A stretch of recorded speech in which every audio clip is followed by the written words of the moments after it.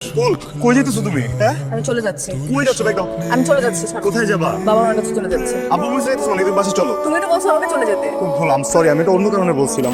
Doctor বলছে কখনো বাবা হবো। তোমাকে কোন ডাক্তার কি বলছো? তুমি একটা ডাক্তার দেখাইছো, আমরা আরেকটা ডাক্তার কাছে যাবো। আমি কখনো বাবা হতে পারবো না, কখনোই না। তাহলে ভুল কি করে মা হলো? এই সন্তানের পিতাকে ওরা আমাকে ঠকালো। কি স্যার, আজকে ডিরেক্ট এখানে চেঞ্জ করলেন না, ফ্রেশ হলেন না? কি হয়েছে প্রিয়, মন খারাপ? একটা কথা বলতে চাই। বলো। ভুল, আমি কখনো বাবা হব না। আমি তোমার ওয়াইফ, আমি জানি তুমি পারফেক্ট, কোনো সমস্যা নেই তোমার। ডক্টর বলছে কখনো বাবা হব। তোমাকে কোন ডাক্তার কি বলছো? তুমি একটা ডাক্তার দেখাইছো, আমরা আরেকটা ডাক্তার কাছে যাবো। চলো, আমরা আজকে ডাক্তার কাছে যাবো। টেস্ট করাইছি, রিপোর্ট আসছে আমি বাবা হব না। আবার টেস্ট করাইছি, প্রত্যেকবার একই রেজাল্ট আসছে। নাই, ডক্টর বলছে তুমি একদম ঠিক আছে, সব কমতি আমার, বাবা হওয়ার যোগ্যতাই আমার নেই। তুমি অনেক ভালোবেসে আমার ঘরে আসছো, কখনো কিছুই চাও নাই আমার কাছে, জাস্ট একটা জিনিসই চাইছো, একটা বাবু। আমি না ওই একটা জিনিস তোমাকে দিতে পারবো না। ফুল, প্লিজ মন খারাপ করো না। তুমি চাইলে নতুন করে নিজের জীবন গোছায় নাও ফুল, নতুন করে সংসার শুরু করো। লাগলে আমি ডিভোর্স প্রিপারেশন করে দেবো সংসার। আমার পক্ষে এই সংসারটা করা সম্ভব না। তুমি আসলে বুঝবা, পৃথিবীর প্রত্যেকটা মেয়ে একবার হলে জীবনে মা হতে চায়। আমাকে মাফ করে দিও। কই যেতেছো তুমি? হ্যাঁ, আমি চলে যাচ্ছি। কই যাচ্ছো? ব্যাগ দাও। আমি চলে যাচ্ছি, ছাড়ো। কোথায় যাবা? বাবা মার কাছে চলে যাচ্ছে। আব্বু বলছে যেতেছো না, তুমি বাসে চলো। তুমি তো বলছো আমাকে চলে যেতে। ভুল, আম সরি, আমি এটা অন্য কারণে বলছিলাম। দেখো, সরি। আমি অনেক চিন্তা করছি, আমি কখনো মা হতে পারবো না। আমি সবসময় চেয়েছিলাম আমি মা হতে, কিন্তু সেটা সম্ভব না। সেটা সম্ভব, তো মা হবে তো। সম্ভব না, তুমি তো বললা। আরে আমি বলছি ওটা তো ওই ডক্টর বলছে, আমি অন্য ডক্টর দেখাবো। তুমি চলো আমার সাথে। রাস্তাঘাটে সিগারেট করো। প্লিজ প্লিজ, আমার ভালো লাগছে না, তুমি বাসে চলো। রাস্তাঘাটে সিগারেট আমি বলতেছি। রাস্তাঘাটে সিগারেট করতেছো না? কি স্যার, কি জানি বলবেন আমাকে, বলেন বলেন। কি হয়েছে? কিছু হয়েছে? কিছু না। ক্ষুধা লাগছে না অনেক? কি জানি বলবো আমাকে, বলো। কি জানি একটা বলবা, কি? না, কিছু না। কি হয়েছে? ছুঁইছে? সত্যি? আচ্ছা, তাহলে খাও। কি খাবো? নাস্তা? ও হ্যাঁ, নাস্তা। ছুঁইছে? হ্যাঁ, না, ওই টিকিট সিনেমার কালকে কাটবো কোথায়? একটু পরে করা যাবে, তুমি আগে খেয়ে নাও। হ্যাঁ, হ্যাঁ খাওয়া দিবা? হ্যাঁ, আগে বললেই হতো। কেমন হয়েছে? অনেক মজা। I love you. কতক্ষণ লাগবে তোমার? জলদি করো, আমরা কিন্তু সিনেমা মিস করবো। কতবার বলছি তোমাকে এরকম যখনই হবে গেটটা লাগাবো না। গেট লাগা রাখছো কেন? এমনি দেখে বসো। মনে হইতেছে, কখন থেকে হচ্ছে বমি? দুদিন ধরে মনে হইতেছে। তোমাকে এখন বলতেছো? এমনি মাইগ্রেন? জ্বরও তো নাই। ফুল কিছু খাইছিলা? Food poison?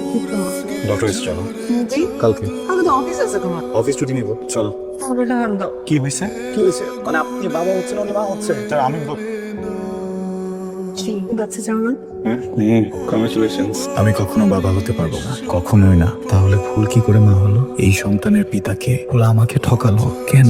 আমি কি জানতে চাইবো, কিন্তু কিভাবে বলবো ওকে যে ফুল তুমি আমাকে ঠকিয়েছো? আমার বিশ্বাস, আমার ভালোবাসা, আমার আবেগকে শুকনো ফুলের মতো ছুঁড়ে ফেলে দিয়েছো। পাপ করেছো ফুল, তুমি মহাপাপ। আমি তোমাকে জীবনেও মাফ করবো না, কখনোই না। কি হয়েছে, তুমি খাচ্ছ না যে? কি হয়েছে, মন কি বেশি খারাপ? কেউ কিছু বলছে? অফিসে কিছু বলছে? তুমি আমাকে কতটুকু ভালোবাসো ফুল? অনেক। কিভাবে বুঝলো না? একটা মানুষ একটা মানুষকে যখন ভালোবাসে, তখন ওই মানুষটার স্মেল অনেক ভালো লাগে। ওই স্মেলটা যতক্ষণ আশেপাশে থাকে ততক্ষণ নিজেকে সেফ মনে হয়। আর যখন ওই মানুষটা থাকে না, স্মেলটাও থাকে না, তখন কিচ্ছু ভালো লাগে না। আর তুমি যতক্ষণ আমার সাথে থাকো, আমার সেই একটা ঘুম হয়। আর তুমি যখন থাকো না, ঘুমের ওষুধ খেলেও আমার ঘুম হয় না। তুমি আমাকে কতটুকু ভালোবাসো? অনেক। কিভাবে বুঝবো তুমি আমাকে অনেক ভালোবাসো? তুমি যখন আমাকে সত্যি বলো আমি বুঝি, তুমি যখন আমাকে মিথ্যা বলো আমি তখনও বুঝি, কিন্তু তোমাকে বুঝতে দেই না। কি হ্যাঁ, এখন তো টেনশন করা যাবে না, মজা করতেছি। এখন নিজের যত্ন নিতে হবে, বাবুর যত্ন নিতে হবে। আমার বাচ্চা না, আমার বাচ্চাটা যখন পৃথিবীতে আসবে তখন আমি অনেক খেয়াল রাখবো। ওকে আমি অনেক ভালোবাসবো, তোমাকে যত ভালোবাসছি তার থেকেও বেশি। ব্যাগে কাউকে খুঁজতে চান ভিতরে? কি? আসসালামু আলাইকুম। কি ব্যাপার, সবাই এখানে কেন? হ্যাঁ, ফুল কোথায়? ফুল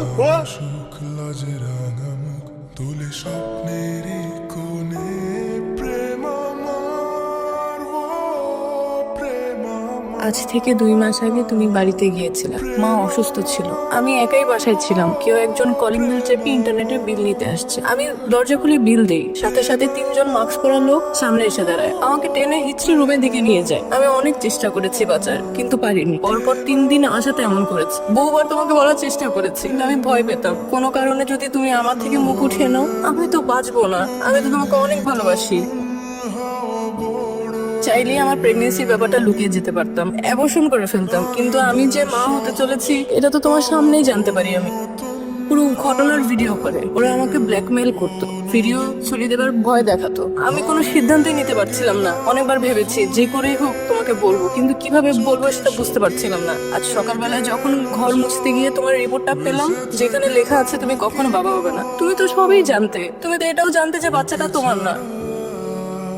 তুই একটাবার আমার সাথে বাজে আচরণ করনি, কেন চট দাওনি একটা আমাকে? কেন জিজ্ঞেস করনি বাচ্চাটা কার? আমি তোমাকে তোমার মন মতো বোটা দিতে পারলাম, তাই আমি সরে যাচ্ছি। দিচ্ছ এটা ভালো লাগতেছে না? ভালো লাগতেছে, উদ্ভট রকমের সুন্দর দেখাচ্ছে তোমাকে। এটা প্রশংসা করার কোনো ধরন হলো?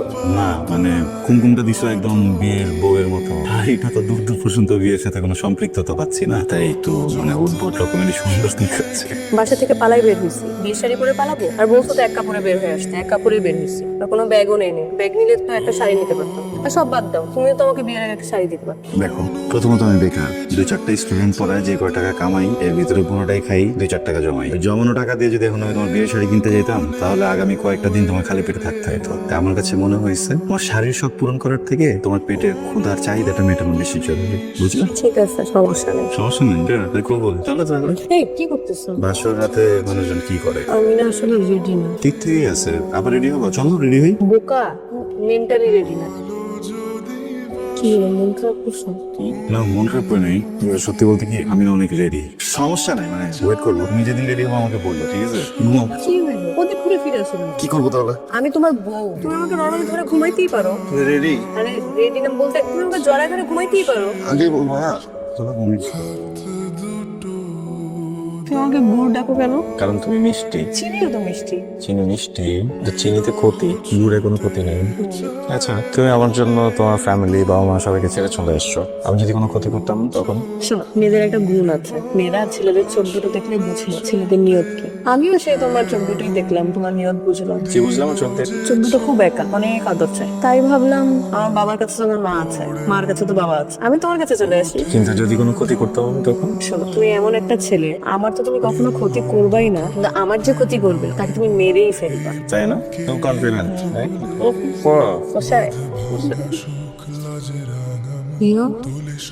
ভাই এইভাবে আর কতদিন আপনি এইভাবে থাকতে থাকতে পাগল হয়ে যাবে? কোথাও যান না, অফিস করেন না, কিছু করেন না। আপনার তো দরকার এখন একটু বাইরে থেকে ঘুরে আসা। তোমরা আব্বা কি এখনো কোর্টে যান? হ্যাঁ ভাই, এখনো যায় তো। আব্বার তো রিটায়ারমেন্টের এখন 1 বছর বাকি আছে। আমাদের হেল্প করতে হবে। কি ভাই? আমাদের এরিয়া বা আশেপাশে কাদের নামে রেপের মামলা হয়েছে বা কারা কারা রেপের সাথে জড়িত, এদের লিস্ট দিতে হবে। কেন ভাই? হ্যাঁ? কেন?